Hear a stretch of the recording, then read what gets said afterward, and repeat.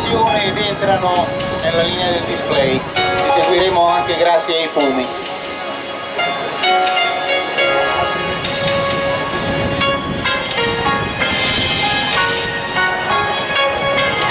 Sono due al peso estremamente ridotto, appunto gode di queste caratteristiche. Vedremo come però queste caratteristiche potrebbero limitarlo in delle manifestazioni acrobatiche, cosa che i piloti riescono a compensare grazie alla loro abilità. Ecco i piloti che adesso cominciano una prima virata di presentazione in coppia, come vedete. Considerate che l'effetto del vento su questi velivoli è molto maggiore che non sui velivoli a motore veri e propri. Naturalmente vedete che i due varianti sono lo stesso tipo, però uno è un biposto, quindi ha le ali, ha l'apertura alare maggiore, e un altro è monoposto, perché è una manovra di separazione molto bella.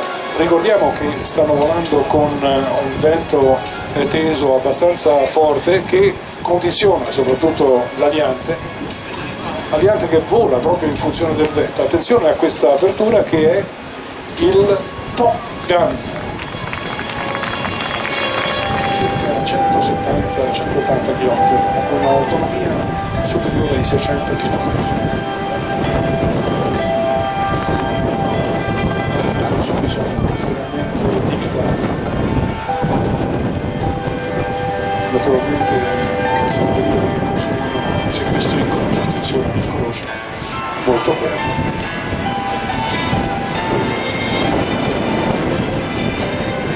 Naturalmente vengono dati gli ordini di frequenza, i due piloti si parlano ed è il leader, colui che vola sul velivolo biposto, questo volo a specchio, un volo bellissimo. Ecco, vedete proprio esattamente sotto. Diciamo che il monoposto è l'ombra del velivolo biposto.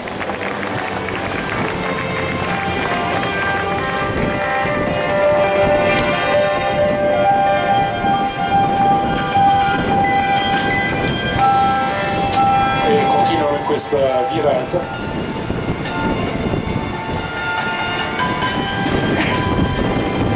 Fabio e Ivan sono i due piloti, Fabio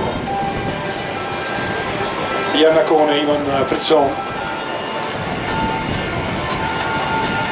sono i due amici, i due piloti di questo team, che non è un team acrobatico, in effetti è un volo danzante. Fare un looping e tonneau con variante è una cosa veramente complicata e molto difficile, direi in coppia è quasi impossibile. Quindi gli spostamenti che vengono effettuati devono simulare le eventuali manovre di rotazione.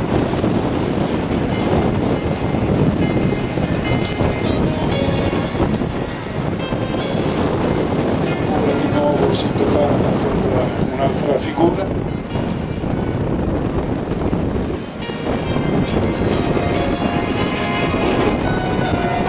Ivan sotto e Fabio nel velivolo di posto. Tra una delle curiosità, nel 1965 un RF3, predecessore di questo velivolo, ha raggiunto una quota record di 11.200 metri.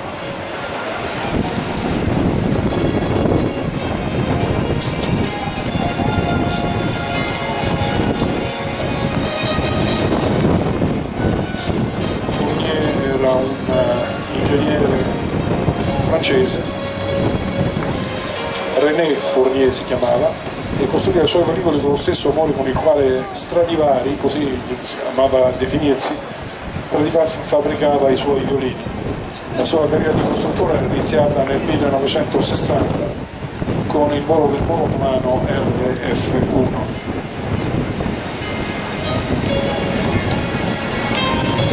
Avete visto che il volo dell'impiante, sia pure a motore, è dolce e relativamente facile, non richiede grandi spazi per manovrare.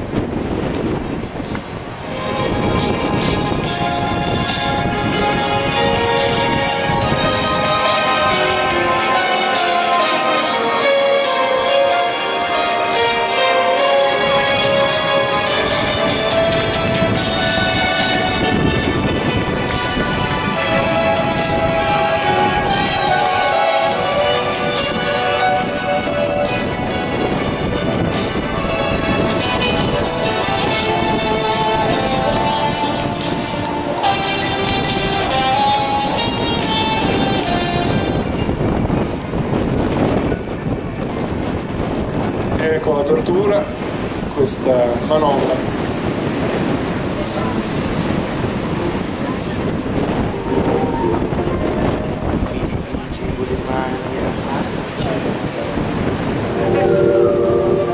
Poi d'improvviso venivo dal vento rapito e incominciavo a volare nel cielo infinito. Volare, oh, cantare.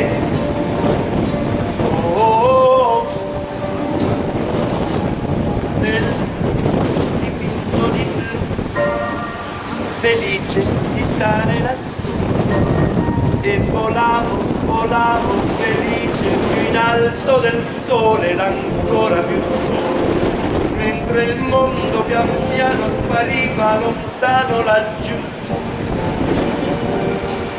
Una musica dolce suonava soltanto i tuoi belli, che sono blu come un cielo trapunto di stelle. Volare, oh, la tua voce è una musica dolce che suona per me.